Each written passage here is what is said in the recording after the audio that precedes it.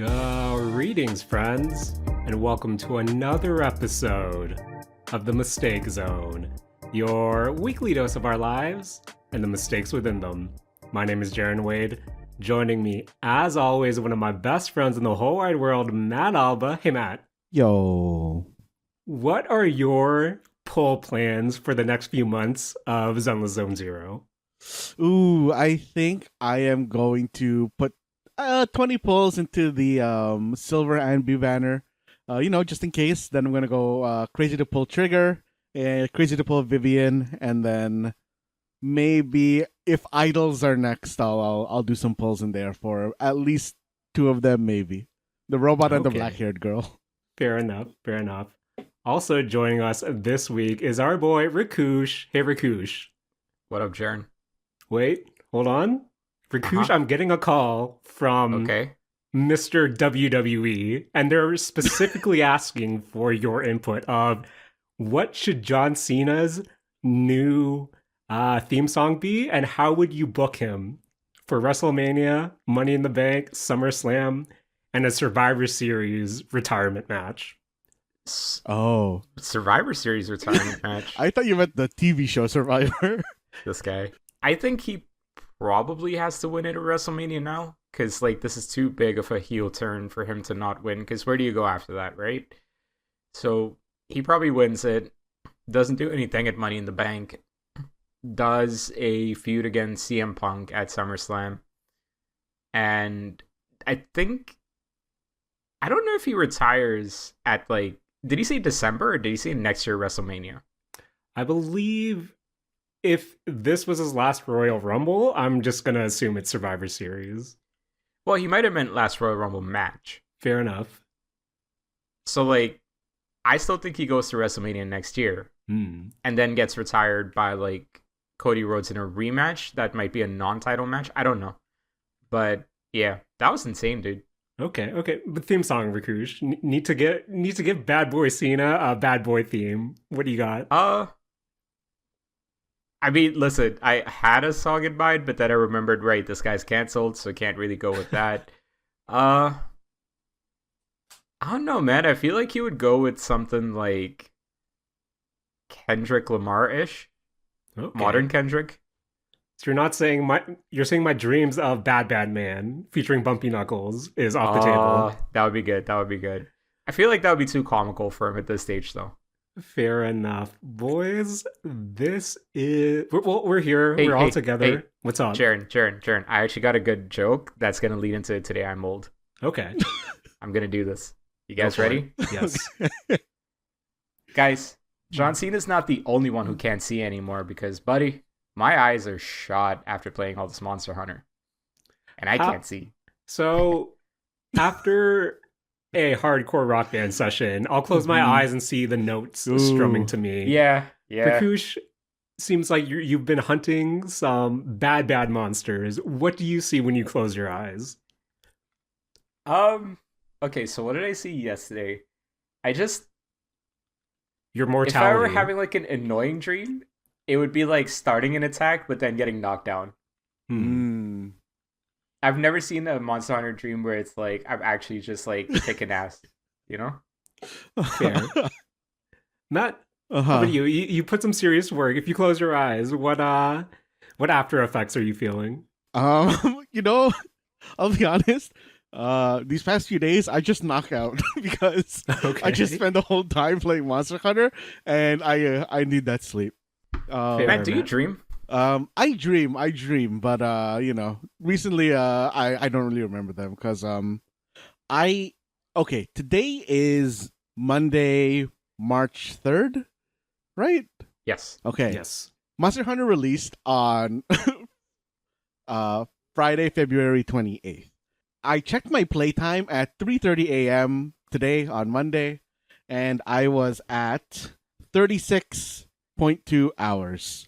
And that's insane, dude. At that time, yeah, you just needed 0.7 more. Just need 0.7 more. You know what I mean? 36. I gotcha. At that time, Monster Hunter had been out for 75.5 hours. So I was very close to spending half my time in Monster Hunter. I feel like this isn't the first time you went hard on a game during a launch weekend. When was the last time you went this hard? Ooh, I don't know. I mean, I feel like I really only go specifically like this hard in Monster Hunter itself. Okay. I can't really think of another game where I went this particularly hard. Was it Animal Crossing or one of the Ooh, recent Zeldas or it wasn't. It might have been Zelda. I don't think it was Animal Crossing because I think there's only so much stuff you can do in a day in Animal Crossing. So it itself limits me to a semi healthy, amount of okay. play. Mr. Rossetti won't let you, is what you're saying. Maybe Baldur's Okay. Gate. Actually, I think Baldur's Gate might have been the last one. Actually, That's a lot more recent. That sounds fair. Mhm. That sounds fair. But boys, we're Mhm. essentially staring at apologize in advance, Matt. Another Beefy Boy episodes because we have some monsters in the wild, we have some monsters in our pocket. But before we get into it, boys, I've been fighting another monster. It's a monster of the past and a monster that is specifically targeting my boy Wallet Coon because last week during I believe it was the IGN Fan Fest they had the team from CRKD, which, if you don't know, their team houses a majority of the hardware team from Red Octane, which, if you know, you know, Red Octane was the hardware manufacturer behind the Guitar Hero 1, 2, and I believe 3 guitars. And boys, you know me, when they showed off their new um, guitar peripheral, I started weeping because they unveiled, in collaboration with Gibson, their Les Paul Blueberry Burst Pro Edition guitar.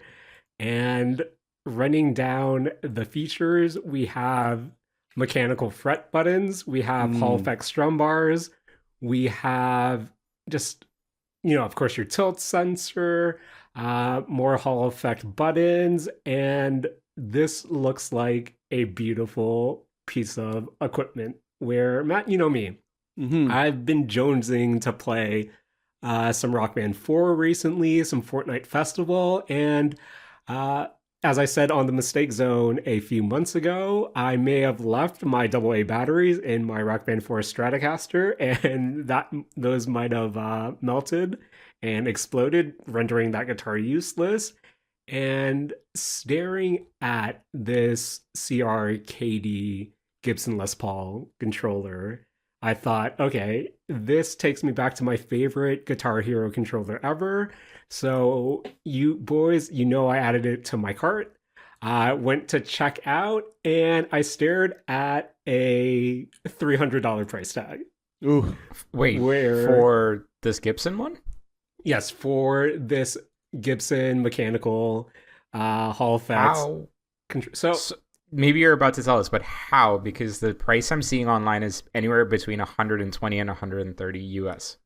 So we're looking at the Xbox version comes out to 191 Canadian with being taxed at $34 and boys shipping for a 5.5 pound item is $70. And not that I'm trying to justify anything, boys, what's the most you would pay for shipping on any particular item? One item or like a group of items? One item. Dude. Nah. Like I think like most I would pay for shipping specifically would be like 20 to 25 bucks. There is there's a website that sells like wrestling varsity jackets and stuff like that, and they have one that's like a Halloween Havoc bomber jacket that I've wanted for like 7-8 years. They finally restocked it last year, and I took a look at the price, and it went from like, I guess now that you're saying this, I did remember this, but like, yeah, it went from like 150 bucks to something like 250 after shipping fees and everything were applied. And yeah, I couldn't do it, dude. I don't think I could do it, especially for just like one jacket. Boys, we're adults here. As Rakush noted earlier, we're getting older by the day. Some of us are losing sleep. Some of us are losing sight. But boys, I'm losing my mind staring at this cart where I feel like the only reason I wanted to mention it on this episode was one, looks beautiful. Can't stress enough, looks beautiful. Two, I needed to tell you guys that all in all, to get this shipped to Canada is $300, where it's now on record. And I feel like now that I put it out in the void, if I were to pull the trigger, I'd look like a fool because everyone knows how much I paid for it. So I judge you, and that's not also including duty, right? Because like you could get hit with that as well. You can get, even though we are being taxed when they'll have the sales tax attached. Mm-hmm. As you said, Rakush, doesn't stop. Chances are at a £5 item, of course, they're going to claim this as an actual point of sale. And yeah, definitely might also be the size of the box. Definitely open to paying anywhere between, I would want to say anywhere between 30 to another 60. But boys, Jaren, it hurts. It hurts. How many Pokemon cards can you get for that much? See, that's a slippery slope because you know me.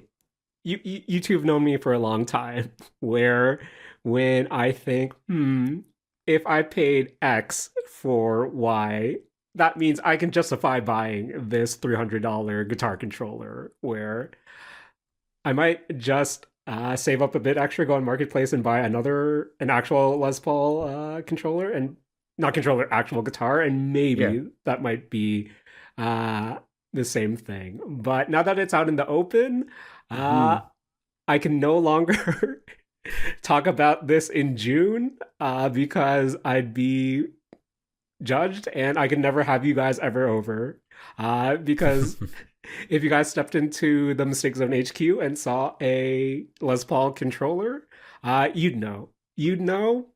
And chances are, knowing our relationship, you'd probably be like, hey, Jared's partner, what do you think about this $300 guitar that Jared probably never told you how much was? Oh, man.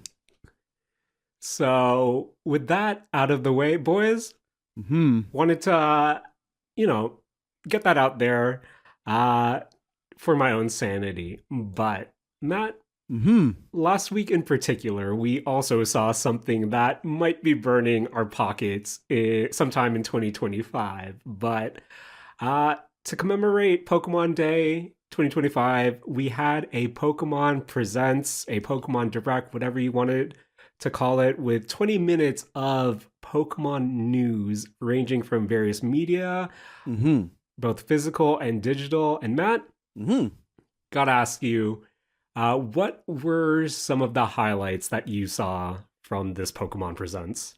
I mean, I think very clearly the two really big highlights were Pokemon Champions and Pokemon ZA. More news in both of those. But to not focus on those specifically right away and to go into, I guess, some of the smaller ones. Until this Pokemon Presents happened, I didn't know that Pokemon Trading Card Game Pocket was getting a new booster pack or booster line. What would the term here be? I feel like this was another themed set, probably more aligned to the Mew release a few months ago, rather than the heavier one. I think last month in particular. But correct me if I'm wrong. But this wasn't too surprising because I felt that there was rumblings that there would be a drop at the end of February, or am I just misremembering that? I mean, personally, I'm not really too plugged into the, I guess, rumor mill, I guess, for fair Pokemon Trading Card Game Pocket. So I don't know, Rakush, I think you are probably more plugged into it than I am. Not really. To be honest with you, I play the game and that's it. Fair. Rakush, are you excited for ranked matches by the end of March 2025? Honestly, I'm sure it'll be good, and I think it'll make the just regular PvP a little bit more manageable because folks will be playing the ranked matches more. But it's okay. It depends on the rewards that you get. I think that's gonna be the big part. Okay. Also, moving on, Matt, we got to see new characters coming to the other mobile game, which I don't play. We got we saw new characters coming to the Pokemon MOBA, which I also don't play. And we got more recipes coming to that Pokemon cooking game, which, Matt, every time I see this Pokemon cooking game, I'm double surprised because one, I somehow forget that it exists every time I see it, and two, I'm surprised that it's also still going. Have you cooked with Pokemon? Yeah, I enjoyed my very short time in Pokemon Cafe. I think I went into it with the wrong mindset of, oh, this is going to be just like Pokemon Puzzle League. What was it? Puzzle League Challenge? Is that the N64 puzzle game?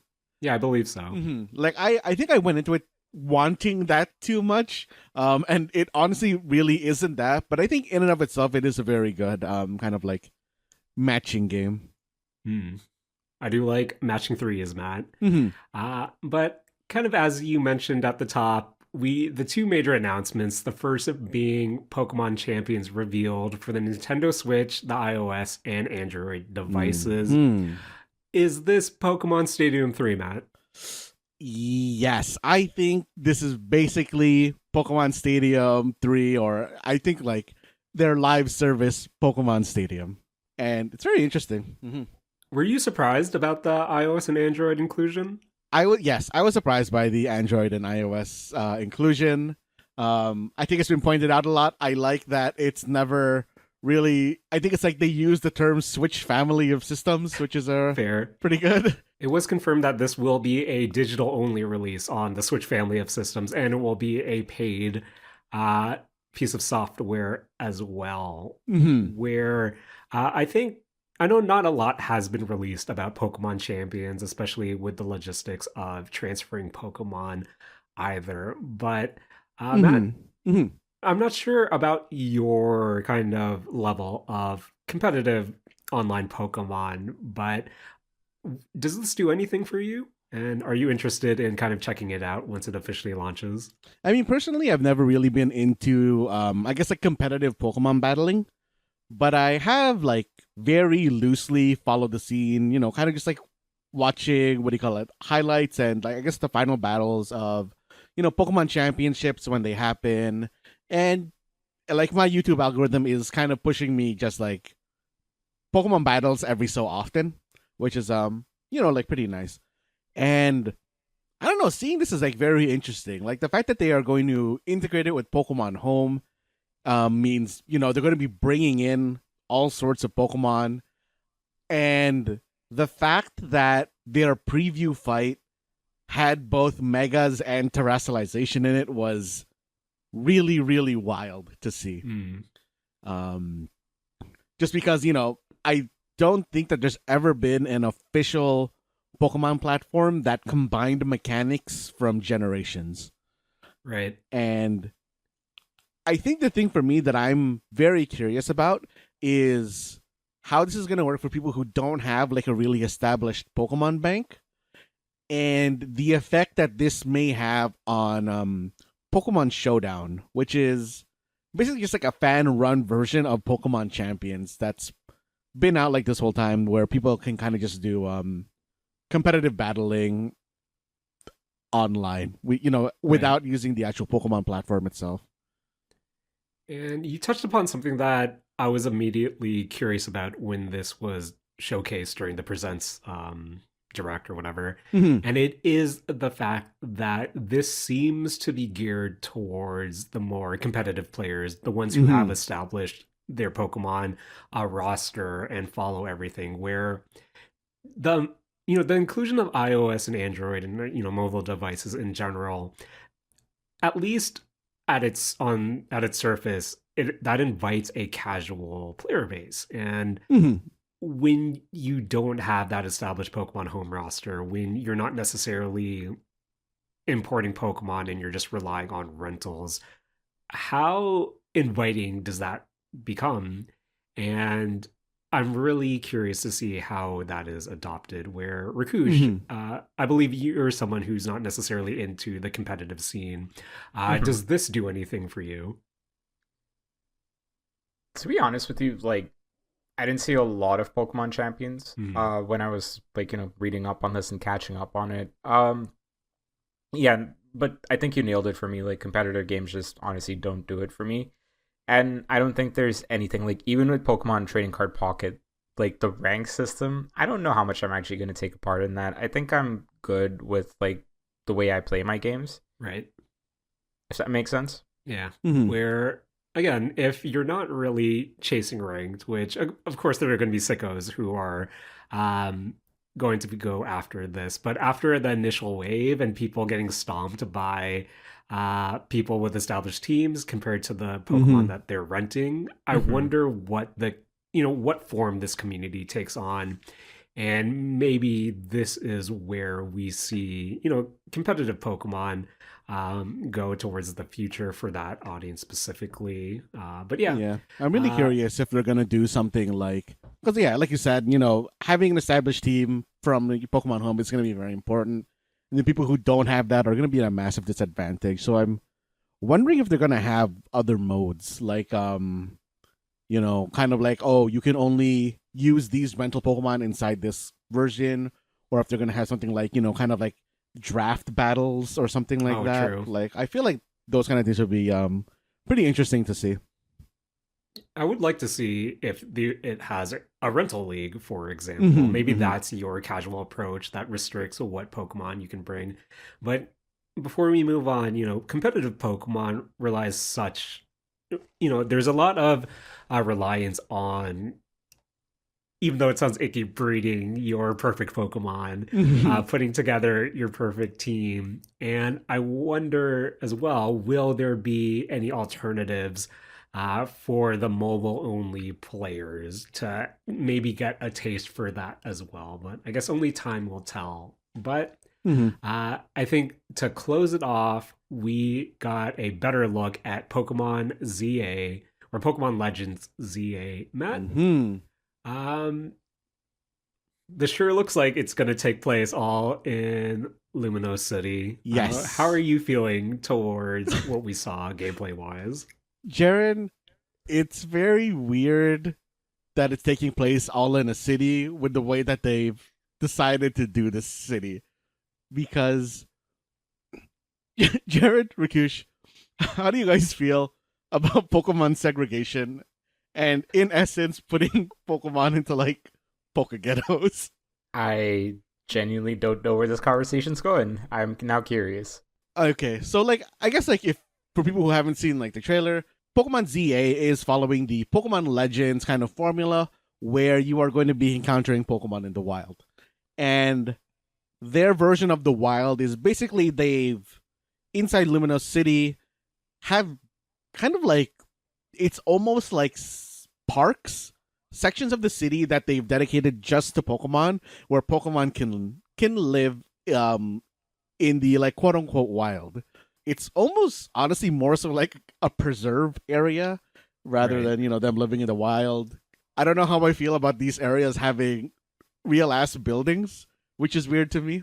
But, other than the Pokemon segregation, I think Pokemon ZA is the most excited I've been for a Pokemon in a while. Yes. Specifically because of the battle system. This is something I wanted to kind of pick your brains on, Matt, just because we have, again, don't want to keep going to Pokemon Champions, but that is specifically your traditional turn-based Pokemon battling experience. And from what they've showed from ZA, I like to think this is more akin to what we thought Pokemon battles should be as children after watching the anime, where it feels a lot more active. From the clips we got to see, we saw Pokemon dodging, where it's not, I know people have been throwing the comparisons to Pokken around, but it's not necessarily Pokken, but it's more active. Yes. Where, for Matt, what did you kind of gain from watching the little gameplay of the battle system that we saw? So personally, I thought that this was a lot more reminiscent of the original Digimon world for PlayStation, where you are giving, your attack commands to your Pokemon. These attacks all have their own individual internal cooldown. These attacks will either, physically move your Pokemon to attack. So if they're going to tackle, your Pokemon actually runs up towards the other Pokemon. If it's like a Hyper Beam, they'll shoot a beam. Attacks are actually flying out, and it is so interesting. I'm not 100% sure how moving and dodging works because there is some parts where, hey, like they throw like an attack and it hits the enemy Pokemon and they weren't able to dodge. And in other instances, like, they throw the attack and the enemy is able to dodge. And I'm not sure, like, if there's like some soft blocking or if these are all like, like skill shot equivalents. Like, I'm really curious how aiming specifically is going to work in this. But I don't know. It's really interesting. Like, there was that one scene that really, really surprised me in the battle where, who was it? I think it was like Hippodon and something else. I can't remember what it was. But the Hippodon put out a stealth rock which covered the area that it was in floating rocks, and then the enemy Pokemon did a flame wheel, which is basically a fire version of Tackle. It went into the rocks and it died from the collision, which was wild to me to see that, like, that happened. I don't know. Yeah, I just want to see more of it in action, just because as someone who, I hate to admit it, even though this takes place in a city, just seeing the footage of you kind of traversing on the rooftops, gliding off buildings, I think this might be more up my alley, but not. Jaren? Again, the release is kind of later in the year, fall 2025, where I'm still curious about performance, where though there's a... Sorry, go on. Yeah, no, there's something I actually wanted to say about that, which I thought was very interesting when somebody, when it got pointed out to me, which is that they don't say the release platform for this game. They don't say Switch. They don't say Switch family of systems. But wasn't this initially announced? Oh, I don't know when it was initially announced. Isn't the Switch logo on the title card though? It's there. It's definitely on the top right. But don't the Switch and Switch 2 use like a similar-ish logo, like, or is it the Switch family logo now? I think it might be the Switch family logo, where I think we mentioned this pretty recently, but to your point, Matt, I could definitely see this being one of those transition titles similar to Breath of the Wild, where we do get the Switch proper release, but we also get maybe a bit updated Switch 2 release, hopefully. Because from what I know, I didn't really noticing anything jarring while watching the ZA section, but as much as I enjoyed Arceus, there are some lingering doubts and skepticism that I'm looking, where I wanted to check in with you real quick, boys. Our fantasy critic kind of standings right now, but this is a choice from Mark, who drafted it for his team. Rakush, how are you feeling based on what you saw? Do you think Pokemon Legends ZA still is a potential counterpick option? Other than it coming out late or like not releasing in 2025, I don't really think so. See, this could... Yeah, I can potentially see this as a low 80s scoring game. Where, speaking of which, congratulations to Rakush with the release of Monster Hunter Wilds, currently standing in first place with 30 points. Thank you. Is it low 80s or is it a 90 on Metacritic? OpenCritic has it at 89, so you currently have 30 points overall. We have Julian, second place with 16 points, and Matt, third place with 11 points. Me and Mark still don't have any points on the board. The only update this week in our league was, hate to see it, boys, but Mark, three of his 6 drafted games have been counterpicked because my bid for Fatal Fury City of the Wolves went through.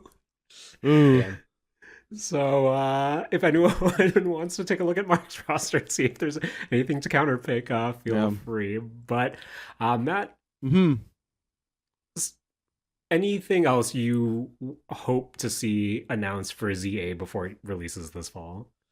I don't know. I mean, nothing really stands out to me on like wanting stuff. Like I Fair. feel like my expectations for this are pretty reined in and by RCS. Okay. But Jaren, I have a question for you. Yes. What gender character are you gonna play? This guy. Because Matt, is that even a question? yeah, I What's think up? it is here because Jaren, Okay. in this trailer, in our own Discord chat, while this is playing, you're like, oh, I really like Tawny. Why are you putting him on blast like this, dude? Before No. you get into it, boys, how dumb are those names? It's real. I thought Amazing. it was really good. I thought that's a very good goof. If Tawny Fair. doesn't have like a country accent, I'm gonna be kind of sad. Fair. Big fair. But Country accent in Pokemon Paris? well, yeah, because it's like Urbane and Tawny, so it's urban and towny, right? Like, Urban is like kind of French. yeah. No, I'm just saying, like, Tawny okay, could be French. A Southern Twang for those ones though. That's kind of wild to me. like I just like want a country accent just because like the play on the names, right? Yeah. But yeah. Fair. the reason I'm bringing this up, Jared, is you said you liked Tawny, and Oh, are they doing the the thing? rival is the opposite gender of your character. Hate to see it. You hate to see it, boys. You hate to see it, Mhm. boys. Mhm. I know I said I didn't want to talk about the guy she was interested wasn't a guy at all this week, but Uh-huh. hate to see it, Nintendo. Mm. The Green Yuri manga got it right. Uh-huh. I'm just saying. I'm just saying. Mhm. Mhm. But Matt, Mhm. I have a question for you. Mhm. Before we move on, what do you think about the starters in ZA? The starters are very interesting. I think it's weird that they picked two Gen 2 Pokemon for this, but I like the starters. Like I think they're pretty solid starters. I'm interested in seeing what their stage 3 what do you call it? Variants are. Evolutions? Yeah, their evolutionary variants are going to be. Okay. But that's Pokemon ZA again, sometime this year, Pokemon Champion sometime this year. All the various Pokemon mobile updates as well this year. Some already launched. Before we move on, gotta ask you, Rakush, Triumphant Light, the new theme set in Pokemon Pocket TCG. Anything notable that you pulled? Haven't pulled a single pack for that one yet because I still have 15 cards left for Space Time Smackdown to go with, and I want to finish that one up before I move into a new deck. Okay. Or at the very least, I want to get into like single digits where it's like, okay, maybe I can start trading for those cards with some people. But honestly, I kind of feel like this one came out a little bit too fast. Yeah. Because Space Time Smackdown released at the end of January, literally like a month before Triumphant Light came out. And it's like 150 cards to get. Like it's not it's not as much as the original booster pack, but still, like that is a lot of cards to get. So yeah, like I'm just still trying to get as close to completing that Pokédex before I invest any more time into Triumphant Light. A little bit of a teaser / spoiler for a Vault episode that Bad and I recorded, but a really funny thing is we basically tiered Pokemon monsters as Monster Hunter characters or monsters to fight, and one of the characters that was on the list was Probopass. And oh man, we had a whole conversation around Probopass. Really fun conversation, I would say. And then, like, literally a day after that, Probopass gets announced as an EX character for this one. And has, like, this real fancy, full art, like, rainbow card and stuff. And honestly, pretty good goof. Good goof indeed. Boys, I'm still waiting for Crystal to get her fancy trainer card. So one of these days, hopefully. Hopefully. Are they running out of trainers? Like, how many trainers do they really have? There are Rakush, as someone who collects the physical, there are a lot. There are a lot. Good God. Okay. Guys, before we move on from the Pokemon Day stuff, one thing I kind of wanted to give a little bit of a shout out to was Pokemon Concierge. Honestly, at first, I was kind of joking that it's like Pokemon White Lotus, the HBO show, but no, it's like this stop motion animated series. First 5 episodes are actually available on YouTube to watch. And, it's typical all ages stuff. Like, it's probably for like, 4 or 5 year olds and stuff like that. But Something I really appreciated about it is the stop motion and the effort and care that's gone into creating some of these Pokemon as well. Have they said that it's actually stop motion? Because I couldn't stop tell. motion style, I'll say. Okay. But yeah, like there's definitely like a really good art direction Yeah, applied to this one.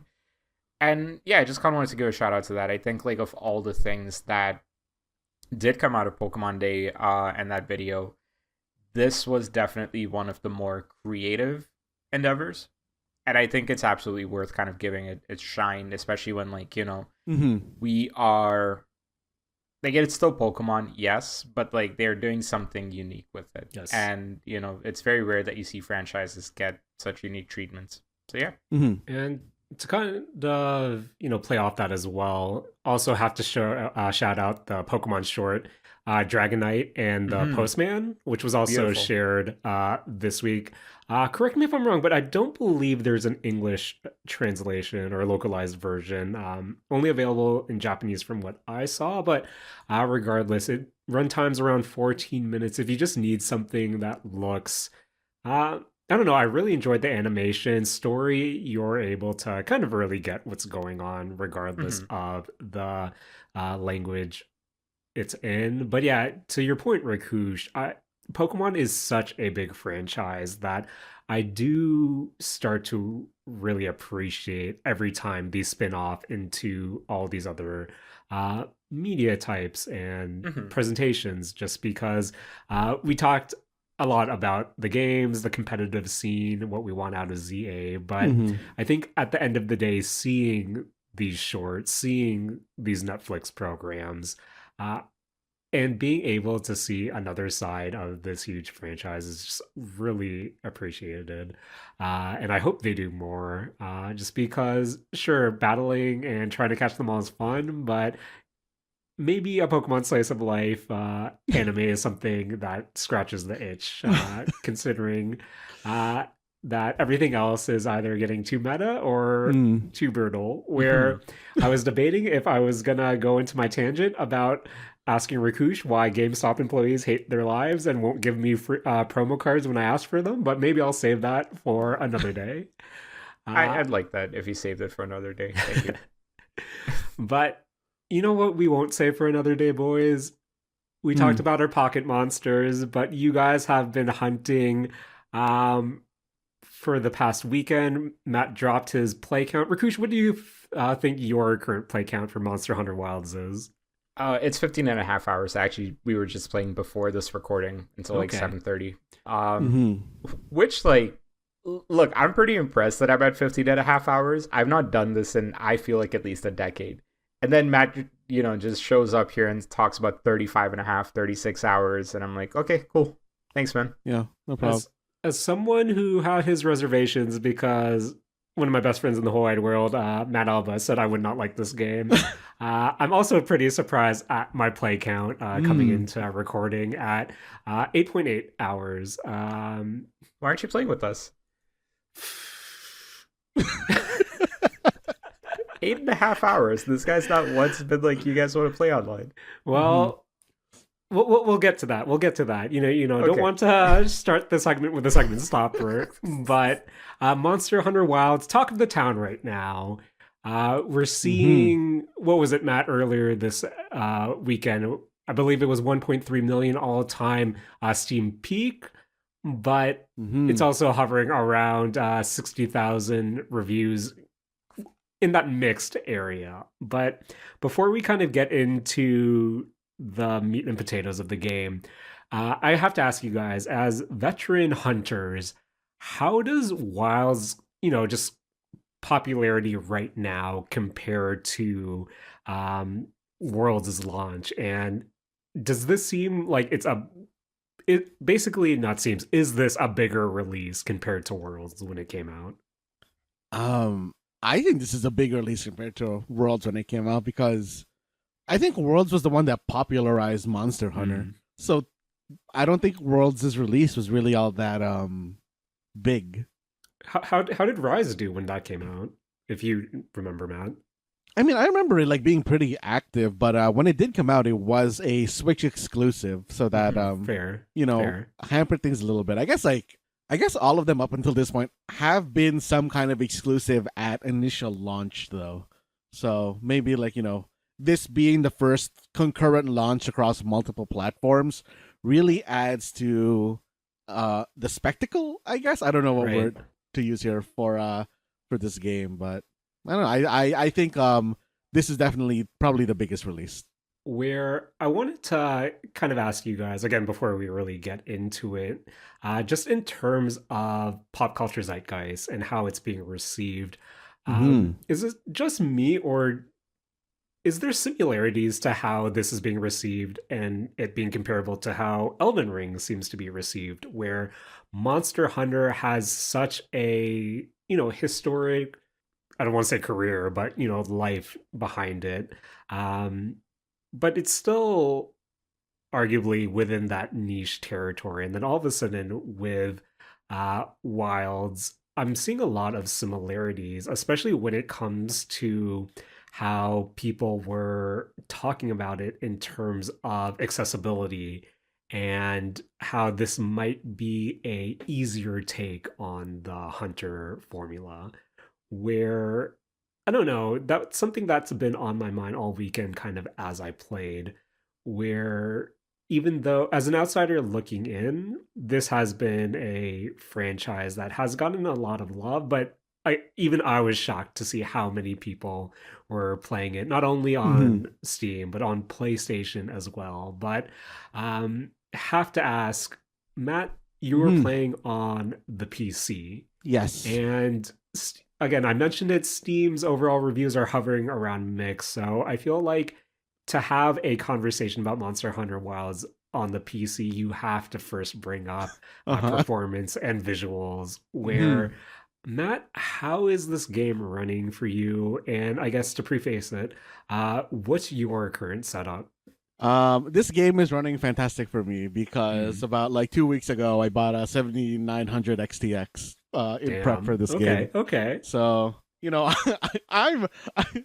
I'm I'm on roses over here. Like I'm pretty good. I understand why a lot of people are mad at this game because prior to that upgrade I was on a 2070 and that game was quite the chunky boy on the 2070. Right. It ran, but compared to what I am able to see now, oh man, it is like going from like the PS3 dude, like a PS5, I feel like. Fair. And to be honest, I was a bit worried that my 3060 would probably just explode trying to run this game. Mhm. But I think for me, it runs quote unquote well. And maybe that's because I had to, just out of precaution, I put everything to low. Mhm. So even though this is running, pretty fluidly for me, have to admit it does look like a mid-gen 360 title, and Mhm. I think that's most obvious when it goes from cinematic, which I think look great, to Uh-huh.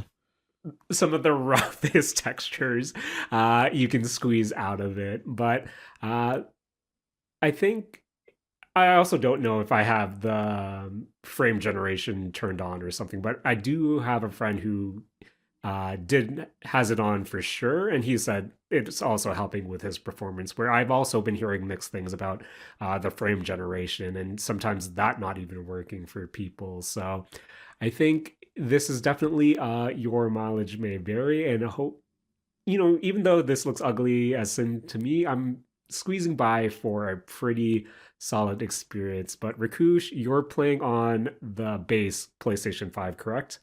Yes. How's that going for you?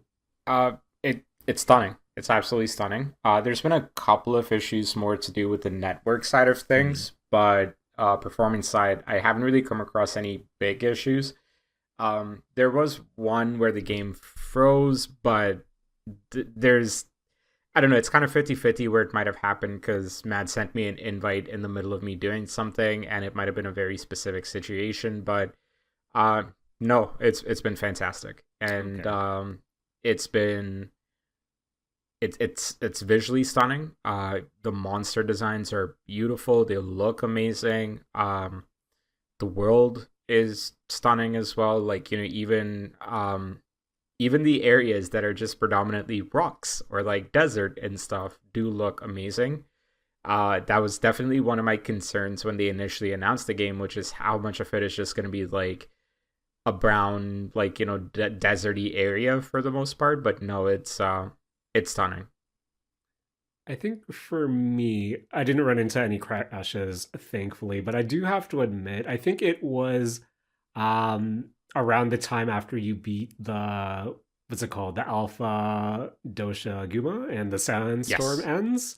Hmm. Uh the world all of a sudden got notably bright and everything started looking washed out where I thought, wow, I wish the sandstorm came back because this game looks like booty to me. But that aside, um, Matt, as you know, I'll keep going back to it. You're a seasoned hunter, and I know Hmm. you've talked about this previously, from the beta, from everything released or during the pre-release preview cycle. But now that you've had some solid time with it, how do you feel about the current gameplay loop and the changes that have been made for it? I really, really like the new mission design system. I think it is a lot better for farming what you want. Like, I like being able to just like wander around and do fights for whatever reason I want.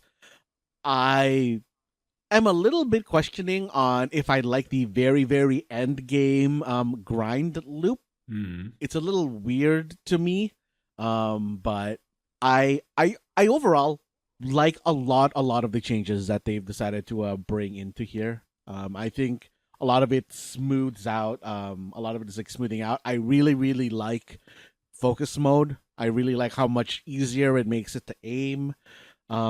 They've added a lot of options, just keyboard and mouse wise, like not specific to focus mode, but like keyboard and mouse wise, they've really, really improved the control that you have playing this game. I think before, if you were going to play on keyboard and mouse, you were really limiting yourself to just the ranged weapons. But I am having a blast playing the melee weapons on keyboard and mouse now. Okay. Rakush, same question. As a seasoned hunter as well, how are you feeling now that you have your hands on it? I've just started the high rank stuff. Only a couple of hours in. Just rolled credits yesterday evening on all the predominantly initial story stuff. It's been interesting so far. I did just have an annoying fight earlier today, but I think part of that again has to do with just certain network issues and getting disconnected and then having to pivot like halfway through a fight and stuff like that. I'm pretty sure that stuff is going to get fixed. Mm-hmm. Um, I've really enjoyed it so far. I think the gameplay is classic Monster Hunter with some modern tweaks and adjustments. The traversal is a lot more guided than you would expect an open world game to be. Sometimes that's good, sometimes that's annoying when it's like you need a mining outcrop and you want to stop, but then like you're auto moving sometimes. Especially during story mode, it was a little bit annoying where it's like, man, let me get this mining Mm-hmm. outpost right Mm-hmm. quick. But then like it cuts into a cutscene and you're like, damn.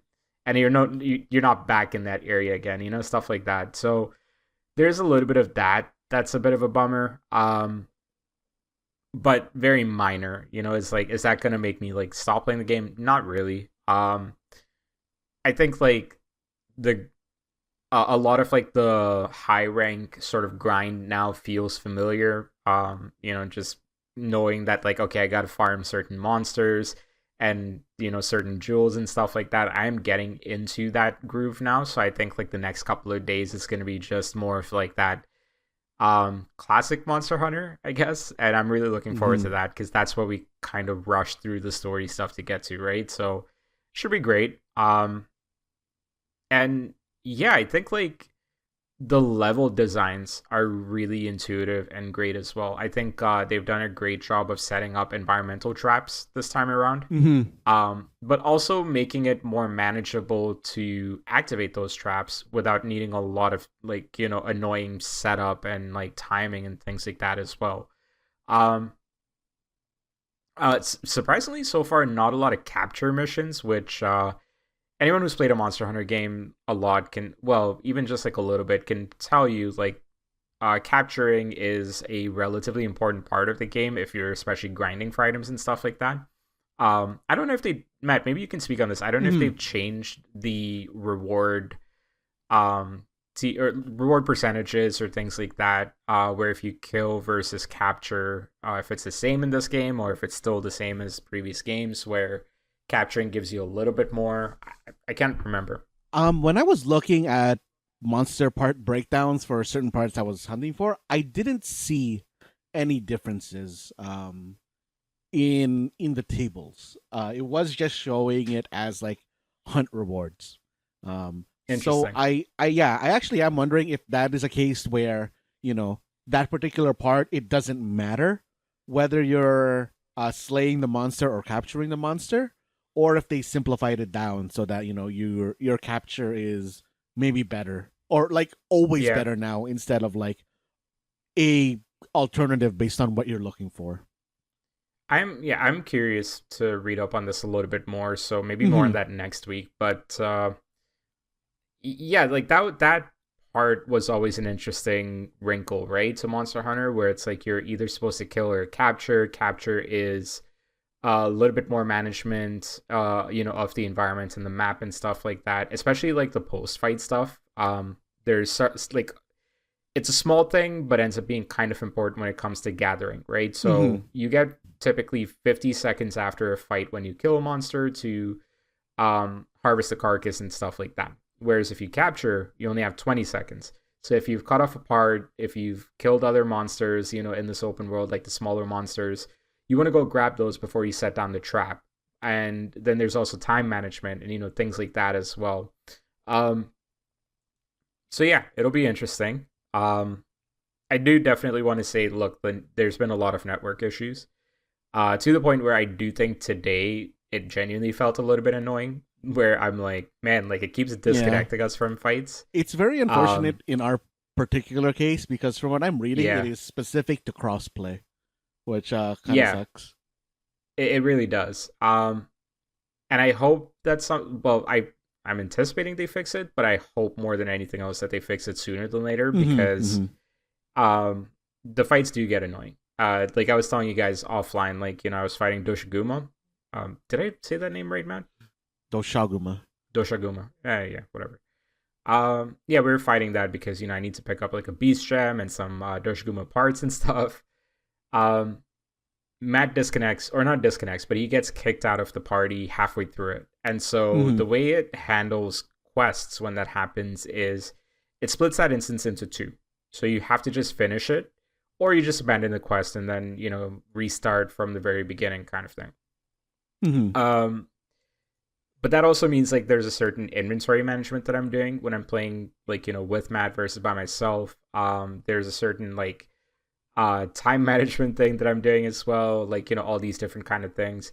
And in more advanced situations, I don't know if the cooking is going to change later on in this game, but you get certain buffs and stuff like that, right? And if you get certain buffs, but then like your other player disconnects, then, are you limited there? Like there's concerns with that kind of stuff.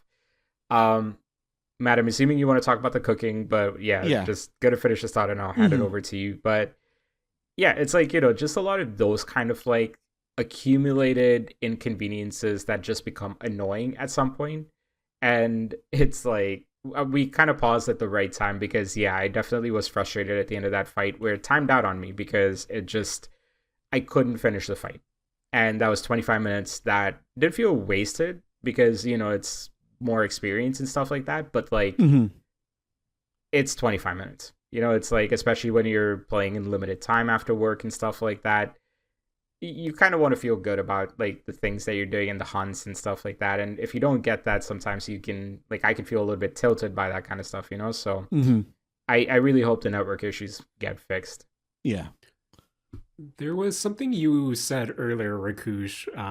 You used the word familiar, and that's something I wanted to ask both you guys, again, as the season hunters here, where earlier I noted that a lot of reviews and just, general word of mouth is that this is a more accessible Monster Hunter experience, and Mhm. even to an extent, a easier Monster Hunter experience. Where, I guess starting with you, Matt, is this really a easier just overall experience, or do you think this is just because you have so many players who are more familiar with kind of the loop from Worlds or Rise or just Uh-huh. all the other games? Where, how do you feel Monster Hunter Wilds is when it comes to, I guess, accessibility and beginner difficulty?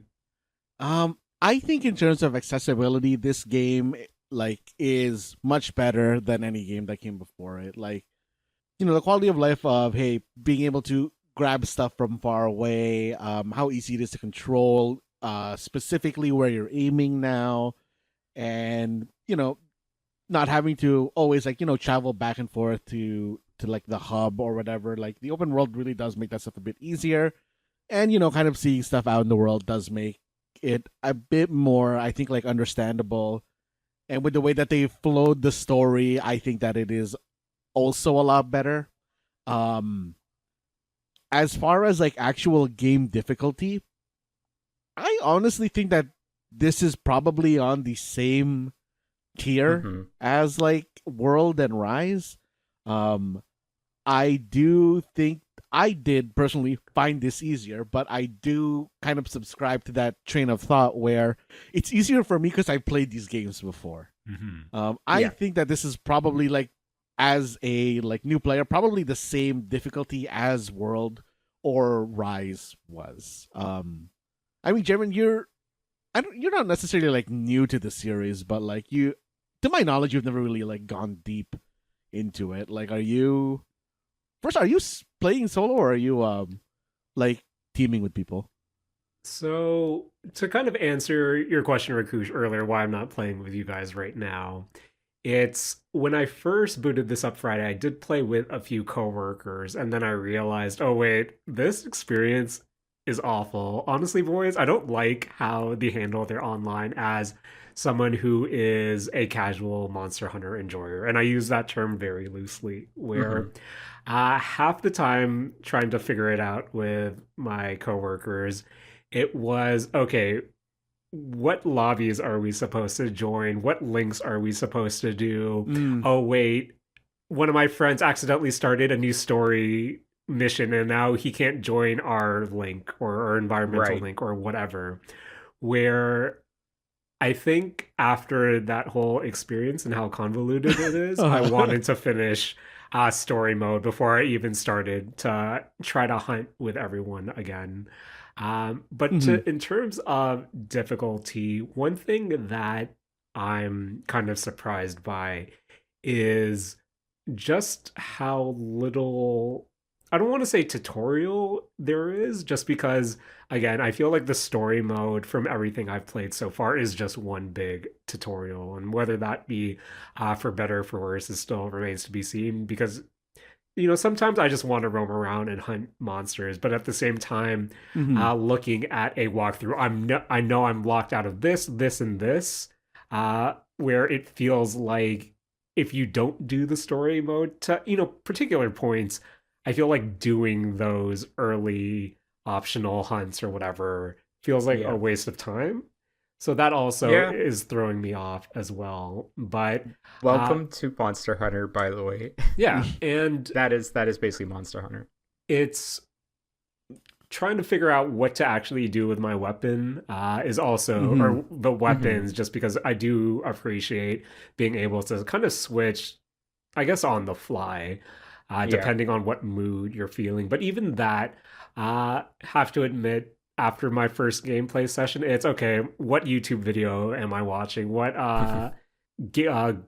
result on Google am I reading through just to get a Mm-hmm. scene where I can kind of see what people mean about this being more accessible, just being able to jump on whatever your bird, to be able to jump on your chocobo and just run around to heal or whatever. Secret. Secret. Well, Mm-hmm. there seems to be an element of brute forcing, but I I guess from where I'm sitting right now, I don't agree with the. Maybe it's just because I don't have that previous world Mm-hmm. experience or any Monster Mm-hmm. Hunter experience where Yeah. I can't, talk about how more accessible it is just because I don't have that point of reference. And since I don't have that point of reference, trying to learn everything, I feel Mm-hmm. like seems like homework, which again, I've come to Mm-hmm. expect. But the fact that it's not telling you this in game, that's what surprised me the most from I don't know, Yeah. bro. Sounds like you should have just been playing with your best friends in the whole wide world to learn a lot of these Mm. things, you know? But it's cool, it's cool, it's no, cool. I mean, No, no, joking, Monster joking, Hunter is a joking, lot sorry. of manuals to like read yeah. through. Yeah. No, no. What are you playing, Jaren? I want to know if like that's making it more complicated than it needs to be. I'm using the bow right now, and then when I get bored of the Mm. bow, I'll switch to the dual blades just because Mm-hmm. this is kind of fun, and then I'll switch back. I don't know, you guys know me, I get bored really easily, so I It's find fair, yeah. myself switching numerous times throughout a fight. Mm-hmm. Yeah, honestly, like I'm kind of glad that you shared your experience because I do think that there's a difference between most accessible and easier, Yeah. right? And Matt kind of alluded to that with what he was talking about. Jaren, you also definitely referred to it as well. But Monster Hunter's to me never been an accessible game. Like even like, for example, Matt, you're asking about the weapons, but Jaren Uh-huh. mentioned the fact that, not knowing which server to join. Yeah. How do you figure these things out? I figure it out because I'm playing with Matt, who I don't know how he figures it out. You know, But I typically just ask him a question and he tells me what to do. I think the wildest thing about like Monster Hunter Wilds, Monster Hunter World, and Rise is that their instruction manual is on Capcom's website. So if you want to know how it works, you have to go to their website Yeah. to know that. It's a throwback, Uh right? huh. Like it is absolutely a throwback to a bygone generation where like you actually have to read the instructions and read a guide and stuff like that as well. Um I think that there's an illusion of added accessibility to this game. I think like some of the quality of life things have certainly been improved. Like for example, gathering herbs and stuff like that. You just have to hit focus mode, hit circle, and like you don't have to stop in a specific place to grab things, especially in a map that's this big, Mm-hmm. super helpful. That kind of stuff, it is accessible. The actual gameplay stuff, I don't think is it, honestly, it's not that accessible. And in many ways, it is absolutely a product of like early 2000s, mid 2000s, like Japanese RPGs and Mm-hmm. games where like Mm-hmm. the systems are very convoluted, and like I only know them because Matt has told me about these systems. He tells me, like, literally, we are playing earlier today. I'm like, shit, I need to fast travel because I forgot to get potions. I'm struggling because I'm in the middle of a fight, and he literally just goes, what was it? Oh Map yeah. left, left, confirm, or map left, confirm twice. Yeah. And I was like, okay, thanks. That's how I figured that stuff Uh out. huh. Like, is there something in game that is telling you that? Possibly.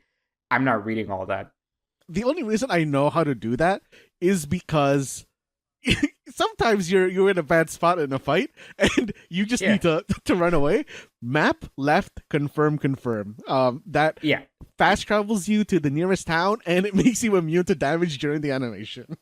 Right. So like, it's just like that kind of stuff. Mm-hmm.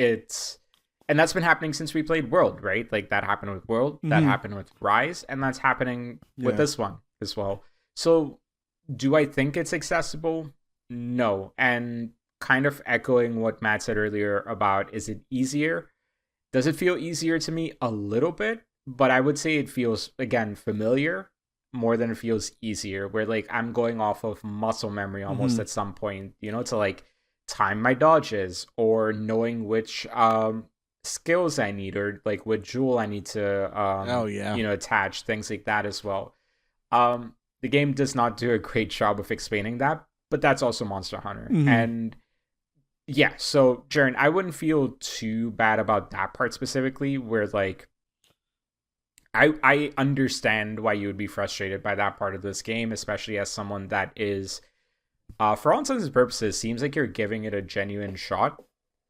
Like 8.5 hours to me is a very genuine shot, and if in 8.5 hours, like you're not able to understand some of these mechanics, then that's a game fault, and that's not a player fault. Yeah. Oh, don't get me wrong. Like after I read the guides, like I became more comfortable with the bow, Sure. became more comfortable with the dual blades. I still think just the online process is ass, but it Yes. is one of those. Mm-hmm. I knew coming in I'd have to do some homework, but the amount of homework just to kind of get comfortable, I was actually kind of shocked that the game doesn't necessarily tell you that off the rip. Even in the beginning, when Alma's asking you, "Hey, uh, what's your play style? Maybe you'll like this," and she immediately recommended the insect glaive, and Ooh, nope. I immediately typed in Google and like, "Hey, should I use the insect glaive as a beginner?" And they're like, big nope. No. So no. Yeah. Same thing happened with me, by the way. I saw that. I'm like, are you kidding me? Like, that was my first thought, too. So, and even when I was playing with my coworkers who are also Take a Drink friends, seasoned hunters as well, there's this element of, okay, this is when I'll set the trap. This is when I'll do something with the environment. And even I think right now I just unlocked armor upgrades in the store. Again, that seems like you're unlocking it pretty late in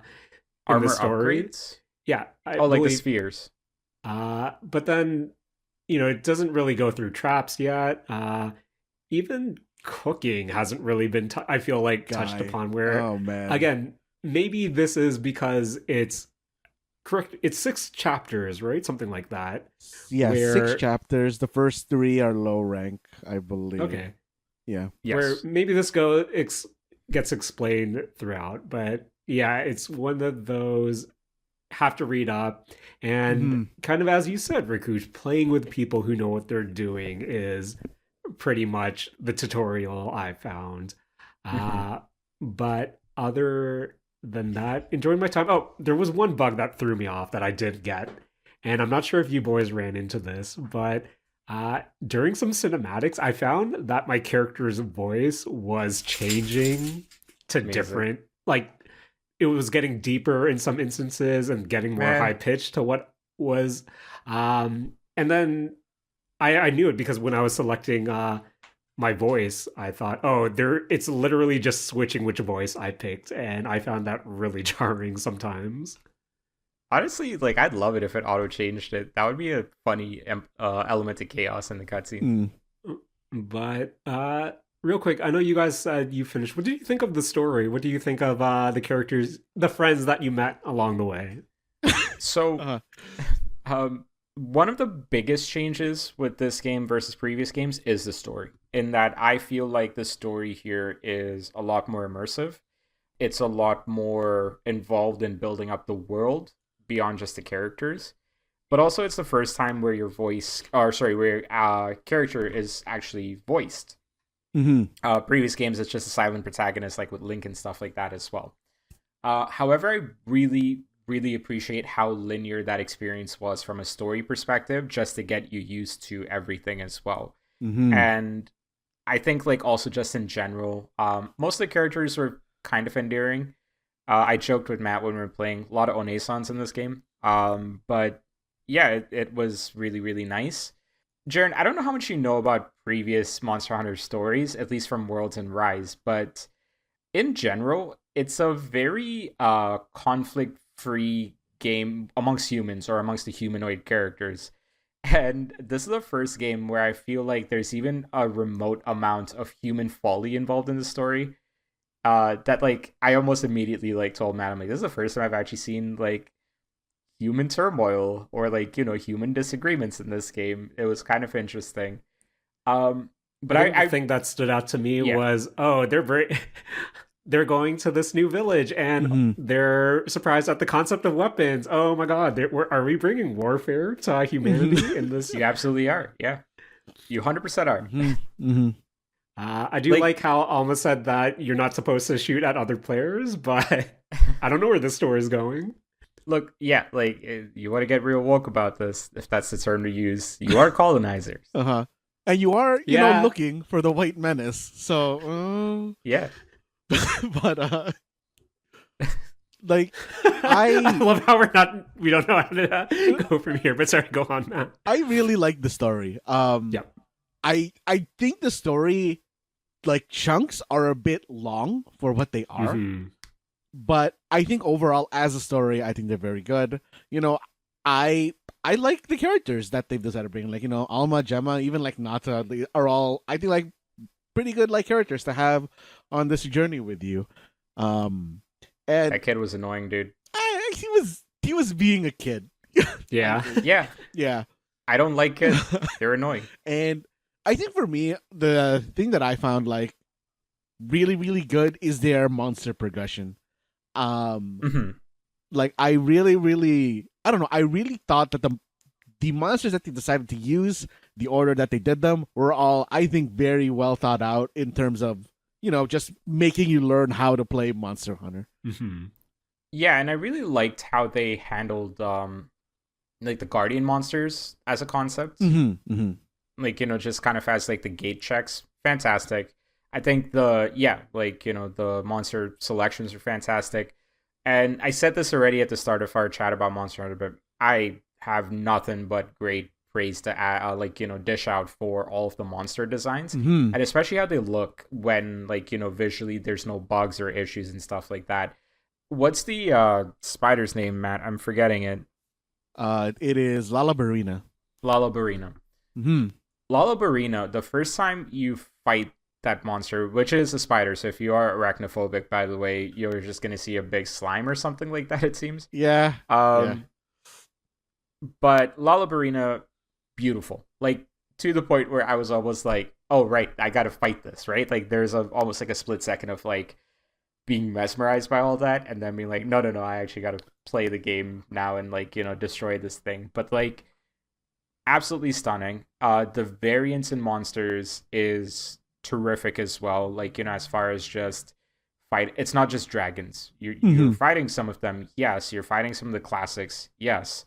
But like you're also fighting like, you know, a proper mix of like, you know, styles and like, you know, different kinds of creatures as well, so that the monsters don't just all feel the same. Now in high rank, from what I can tell, I believe there's at least 6 monsters more that I haven't fought yet, new ones. Mm-hmm. But at least in the story mode, yeah, like, you know, it gives you a really good variety of monsters to fight.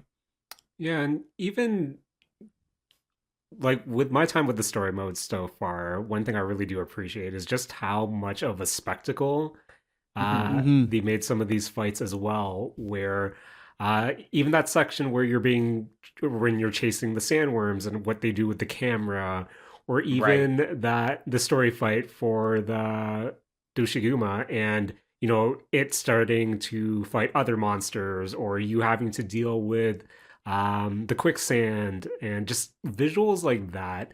Uh, you know, I think this really does make a strong impression, especially for newcomers, where a lot of the story mode fights, I don't know how much they end up reflecting the actual uh, fights in the wild, but at least for a story perspective, looks great. Like, Mm-hmm. even though I'm Yeah. running it at low, just how it's being produced, the set pieces, I don't know, it really makes it feel like this grand adventure, which I do appreciate as well. But Mm-hmm. you know, I told you guys that I'm playing with a bow right now and some dual blades. Matt, how about you? Mm-hmm. What are you rocking right now, equipment wise? I am currently switching between the hunting horn and the switch axe. You know, usually I was a bow or a bow gun boy, but you know, I decided to, you know, not rely on my old crutches and try the hunting horn I'd played before, but I never really, you know, ever pushed it that far. The switch axe I had never ever played before. So Switch axe is great. Switch axe is so fun. Yeah, I'm really liking The it. charge blade is great too, I would say. I didn't like the charge blade. I started with the charge blade, but I didn't really like it that much. So I ended up going with the switch axe. Yeah, I feel like it requires a lot more management, some of the other weapons, but I Yeah. personally, Yeah. like, in my past experience, switchblades are Mhm. great. I personally also been looking at trying out the sword and shield because it seems like very fun. Yeah, Mhm. that's actually something I'm thinking of as well. So I mean, the dual blades are my tried and true. Like, I've done that since World. I'm just trying to get to like a high level enough weapon for dual blades before trying to like, go to sword and shield, just so I can also with the armor, so I have high enough armor, so if I just want to go test it out on low level monsters, I can do so with less at stake. But yeah, I think sword and shield this time. I think a big reason why is it seems like focus mode really enhances it. Yeah, I really want to try it with focus mode and the improvements to the mouse and keyboard camera, which is why I want to like really try that. Yeah, I'm really curious about that. You guys dropped focus mode a lot during this segment. Is this new to Wilds or not? Sort of. Break it down, professors. What is focus mode? In essence, every weapon now has an aiming reticle. That is basically what focus mode is. It lets you aim your weapon where you want it to swing. So, maybe just worth clarifying, it's not just a weapon, right? Like, you can use focus mode to auto lock onto nearby items to gather and stuff as well. Well, I mean, that's not necessarily, that's just like the aiming reticle. Like, focus mode specifically is like was touted so that one, like, you could aim your weapon where you want, which leads into the wound system, which is also but it's the same button. It's the same button. But yeah, so to me, it's the same thing as like focus mode. Then, like, it is the button that allows you to like quickly toggle through certain focuses. Yeah, sure. I mean, the reason to me that like I'm considering focus mode a different thing than just aiming is that you could never bring up an aiming reticle while you had your weapon drawn, prior to this game. But like it does lead into the wound system, which is also new in this game. Wounds themselves aren't new, but it is like expanded upon in this session where, after you hit a certain spot enough times, you create a wound, which is a place where you can now, if you're attacking it, you are able to do more damage when you hit the highlighted area. And in addition, you now have focus strikes, which is also new to Monster Hunter Wilds, which basically is a special move that you can do that targets the wound, expends the wound, and then you do like, just a special, usually for most weapons, it's a special locked on attack. So you are like almost guaranteed not to miss this attack.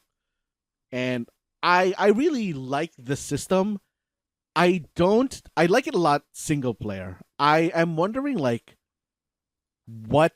how the community, I guess, is going to be treating it multiplayer in general. Sorry, when you say single player, are you not referring to like when we're doing quests, or do you just mean like single player when you're playing it? I mean like I am okay. The issue that I am seeing personally when it comes to multiplayer wounds is that wounds are spent when they are hit with a focus strike, which means that, just because of the way video games are, there are going to be certain attacks that are better, weapon attacks that are better to use on wounds than other weapons. And I am wondering like how the community at large is going to deal with that, because they've gotten rid of a lot of multiplayer inconveniences, like, the getting like hit around by who you're playing with is lessened in this. There's a lot less on knockback, and on the moves that do have knockback, you still have brace for yourself, or flinch free for yourself, so that you don't get hit that hard, and you have shock proof where it lowers that even more, and now your outgoing attacks no longer are going to flinch your friendly players. And with wounds, like I said, like, sometimes it's like it feels like iffy on if I should be the one popping them, if somebody else should be the one popping them. Really the only time when I'm playing multiplayer, regardless of if it's with Rakush or if it's with just randoms that I'm partying with, for the most part, I only aim for wounds that are the wounds that are created when a monster has an opening, rather than when a wound is just normally created on the enemy, because like I don't feel, I guess, like bad about consuming that wound in particular. To be honest, like maybe I'm missing something about the game mechanics, but I feel like you're putting way too much thought on where to attack with this game, because I don't think typically like there is enough, like for dual blades, you attack where you can, right? Like you are Also, typically, dual blades are trying to avoid attacks because we get hit pretty hard, and I'm still low level armor, kind of, so like that shit hits kind of hard.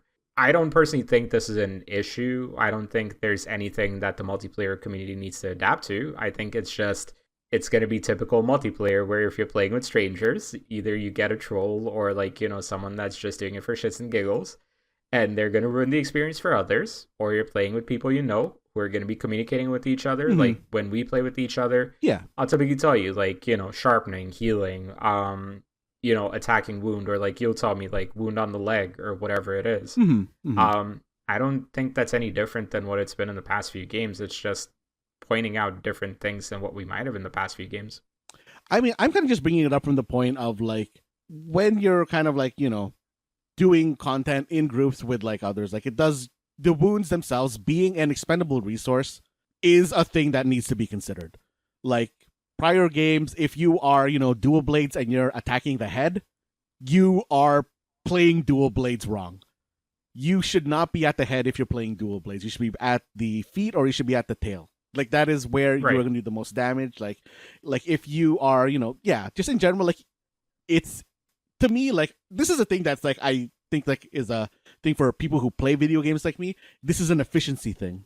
I mean, yeah, but that's an efficiency thing that's existed in prior games, I guess, right? Yeah, and that's like why I'm wondering, like, how this the wound system is gonna like affect I guess like high level Monster Hunter play. Yeah, I mean, if they play like you, they're gonna min max, and then they're gonna figure out who's attacking what and stuff. Like, it should be interesting. I think what's going to be interesting about that is those typical like YouTube clips that you get that are like 30 seconds long, where someone's going to come up with this sick counter, and you're going to be like, "Well, shit, I'm playing this game all wrong." I think that's what's going to happen. But nah, it'll be cool. Sorry, I know we're almost at like an hour and a half with this recording. Matt, did you want to talk about the cooking? Yes.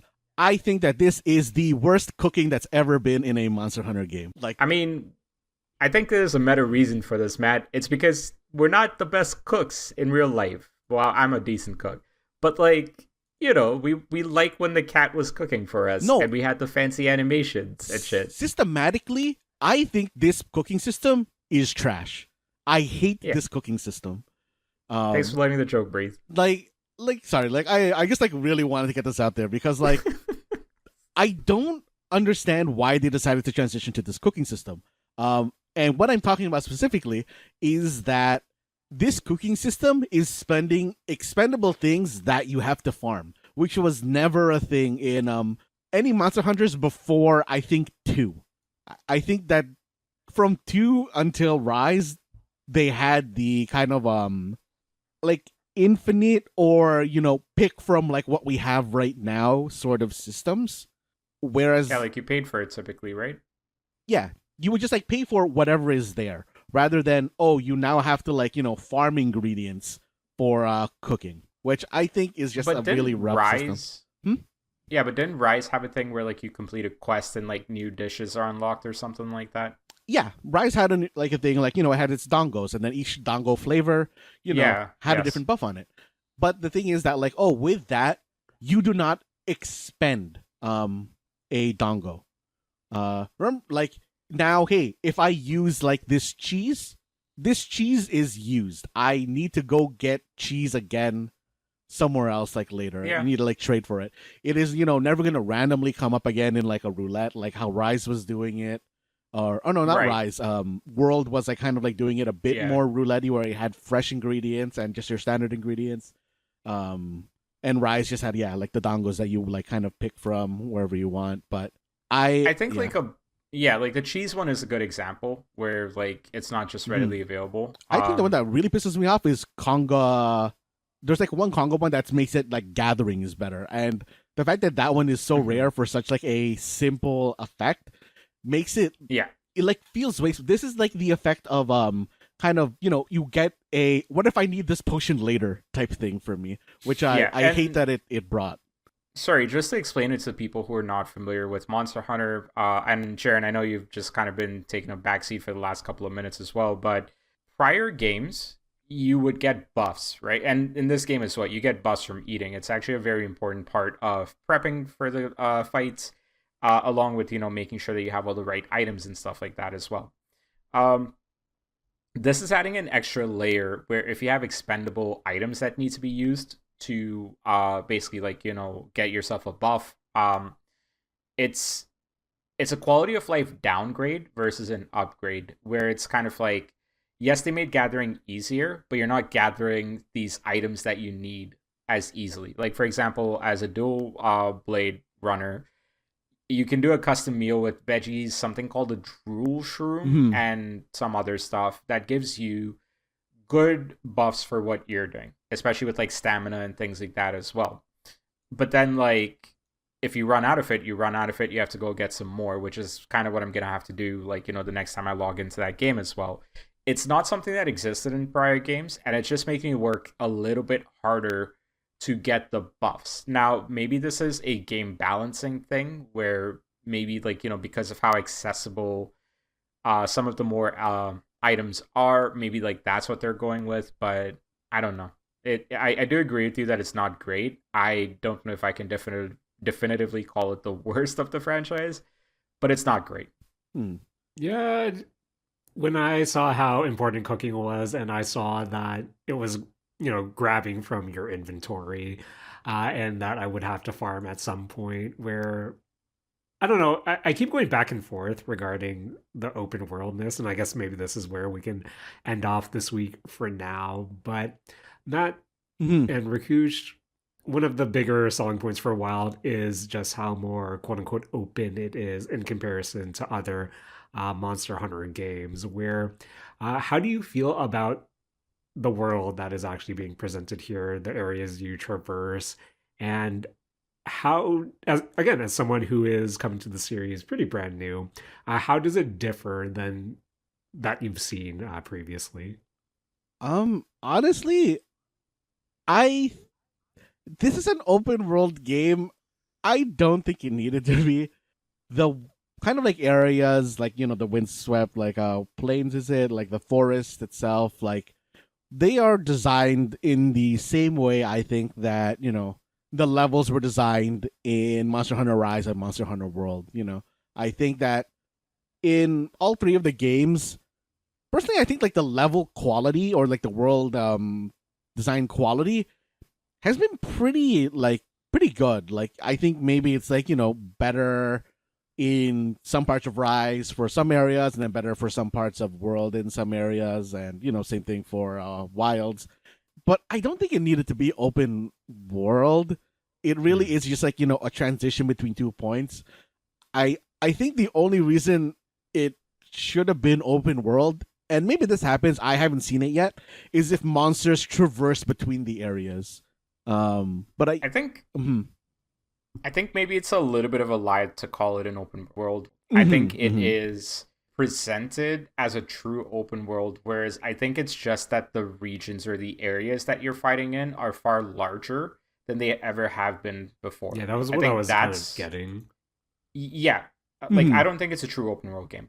Yeah. And to Matt's point, just to for monsters to go in between these different regions or biomes, I'm still pretty early in chapter two, but from what I've seen so far, I feel like that doesn't seem like it would happen, just because those in between transition areas just seem like loading tunnels to me, where they're pretty cramped. But who knows? Yeah, Yeah. Maybe pretty much. you can have monsters go back and forth, but I don't think that's a thing, is it?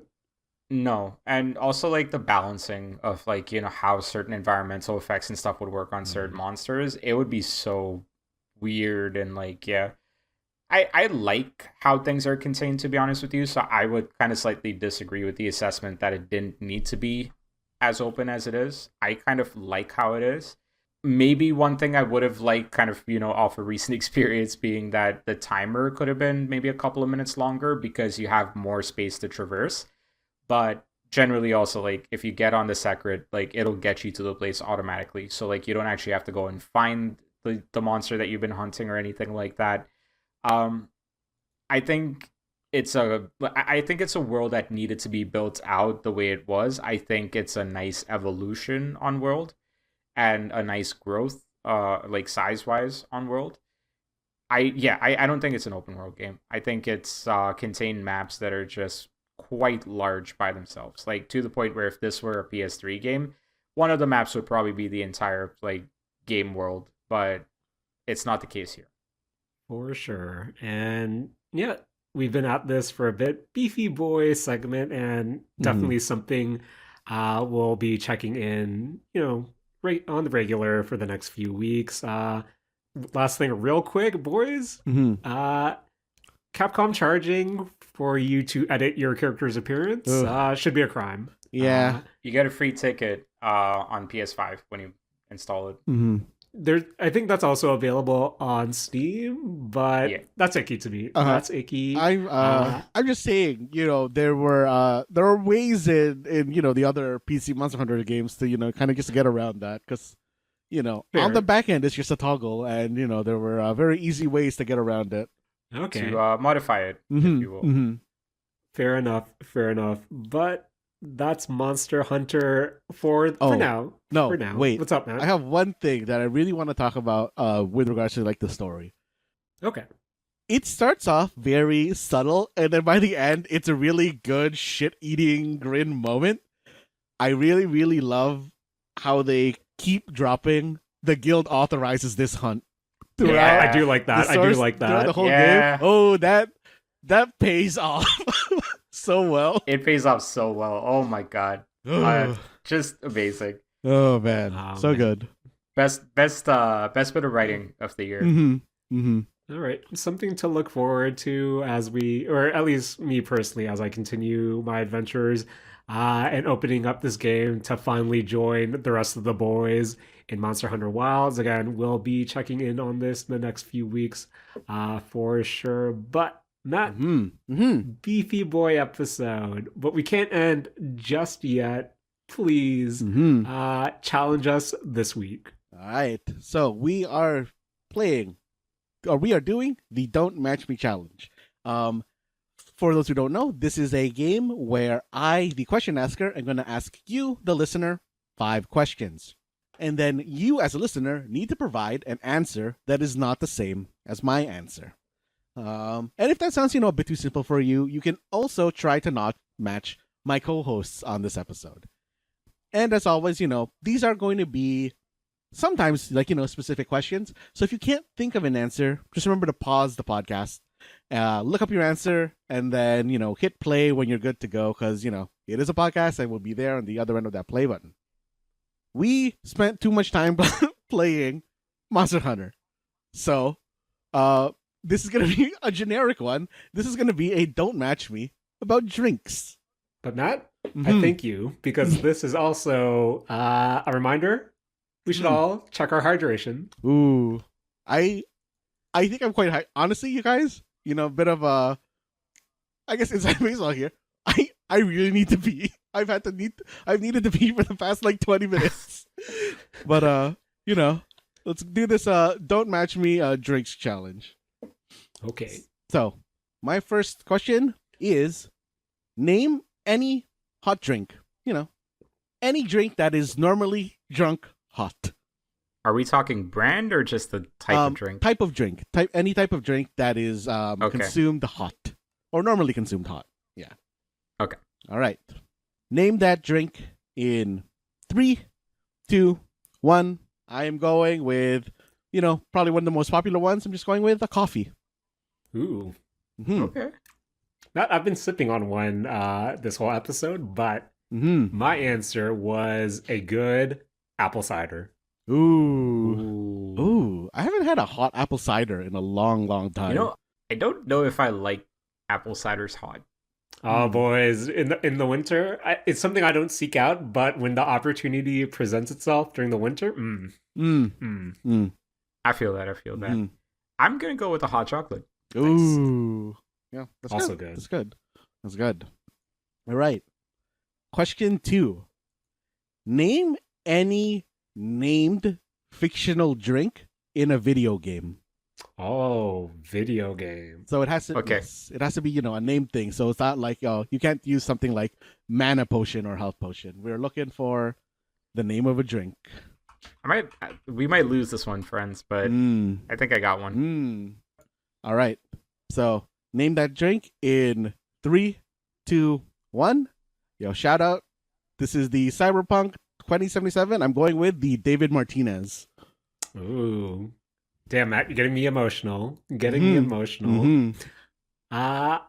Since boys, you know me, my brain is fully rotten. I went with Fortnite's Slurp Juice. Ooh, I had that one down as well. I'm gonna go with Nuka-Cola from Fallout. Ooh, good answer. Good answer. Ooh. So, fun fact, in Toronto, there's a bar that sells a cocktail called the Nuka-Cola, and they make it with, I guess, cola, but they give you the bottle cap if you spend like $2 extra or something. It's honestly not worth it, but I did spend the $2 extra when I went there once. And you have radiation poisoning. Gotcha. Excellent. Okay. Question 3. While we're on the topic of naming things, specifically, name a brand of sparkling water. Yeah. So throwback to you, Jaren, for Jaren's Kira sparkling water.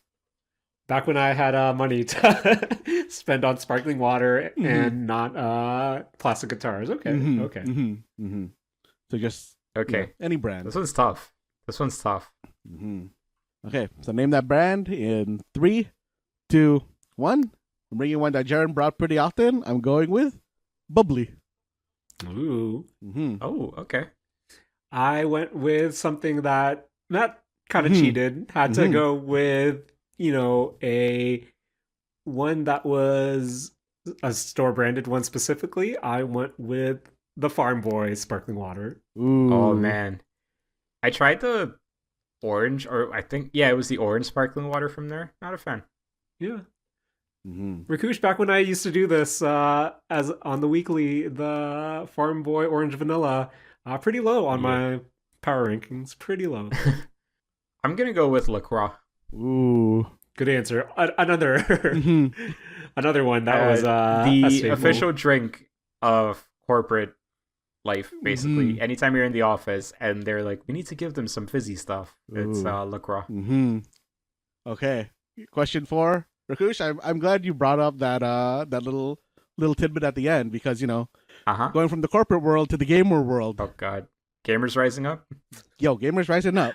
Name a flavor variant of Mountain Dew. I'm looking for the official Mountain Dew name for any of their flavors. Okay. I know which one I'm going with. I know which one you're going with too because I'm not going with that one. So name that Mountain Dew flavor in 3, 2, 1. I'm going with one that I had an oopsie with a couple days ago. Going with Baja Blast. See, I knew you were gonna go with the classic, the flavor. Can you tell the listeners a story, Matt? Because I think it is a great story.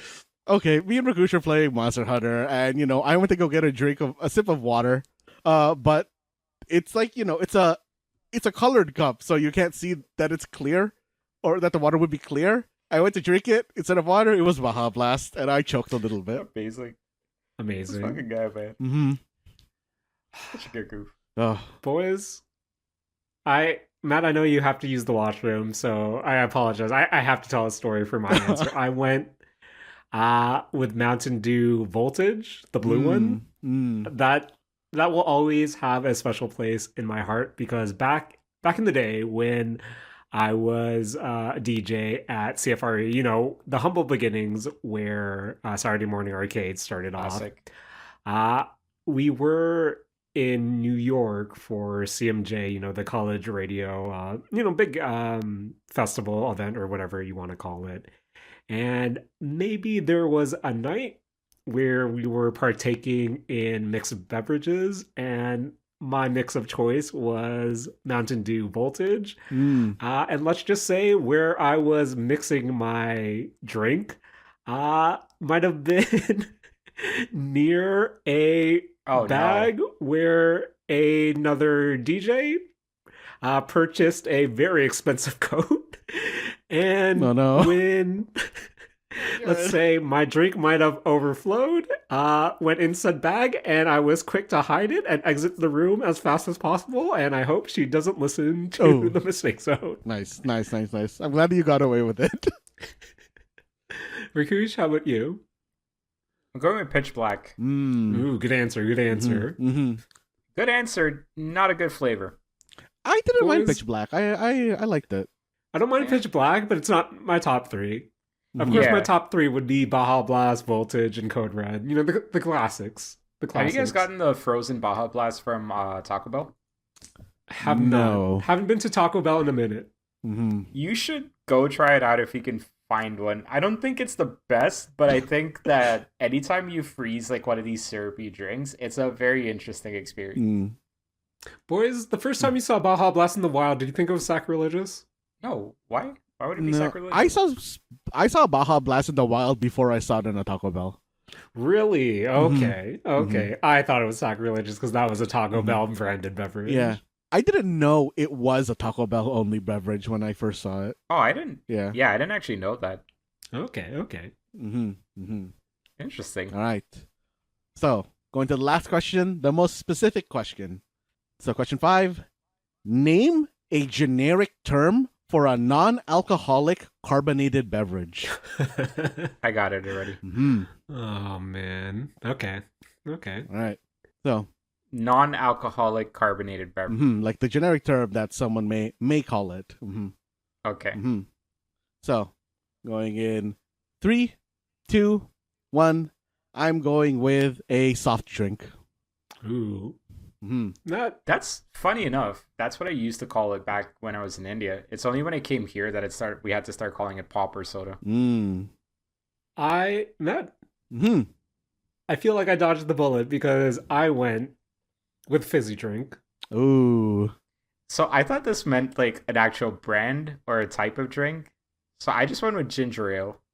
Oh, you're okay. Mm-hmm. Mm-hmm. Mm-hmm. You know, fair. If you said Coke, I think that would have been like super fair, but fair. Right, fair. yeah. Mm-hmm. But ginger ale, like it's just a type of soda. Mm-hmm. Mm-hmm. Yeah. I love ginger ale. I think now as an old man, and maybe it's because of years of placebo, but ginger ale always up there for me. But Matt, thank you for bringing Don't Match Me this week. Survived this week. Feels good. Feels good. Doesn't always happen, but when it does, feels good. And now I'm thirsty. And boys, another Beefy Boy episode full of monsters, full of pockets, and full of plastic instruments to a degree. I want to thank one of my best friends in the whole wide world, Matt Alba, for joining me this week, editing this podcast and bringing Don't Match Me Challenge once again. Yo, thanks, man. And as always, I want to thank you for, hosting this podcast and joining the world of Monster Hunter Wilds. Yeah. I also want to thank Rakush for joining us this week as well. And, responding to Mr. WWE with John Cena's booking for the next year. Looking forward to what you cooked up, Rakush. I really have to pee as well. Okay. Before you guys... You can't pee me. This guy. What else? Want to thank Matt? You know who I want to thank this week? Who? Want to thank the Queen, Kazuna Ai, for coming back. Really like her model. Really enjoying the mom energy she's giving out. Oh, man. Good. Who else? Boys, want to thank the Lala Barina armor. You know what I did this weekend. It's so good. Oh, man. What else? I want to thank Alma. I want to thank Chocobos. Of course. I want to thank... Matt, who else should we thank real quick? I don't know. I want to thank Pokemon Champions for, seeing what they're going to do to Pokemon Showdown. You brought up a good point, Matt. Wanted to do an addendum. I wanted to correct myself from earlier. Apparently, I said that Pokemon Champions will be digital only and paid on the Switch family consoles. That is not true, and that's just speculation going around. So, correction at the end of the episode. And boys, thank you once again. Matt, please take it away. This has been a Mistake Zone, and we're all out of controlling our bladders.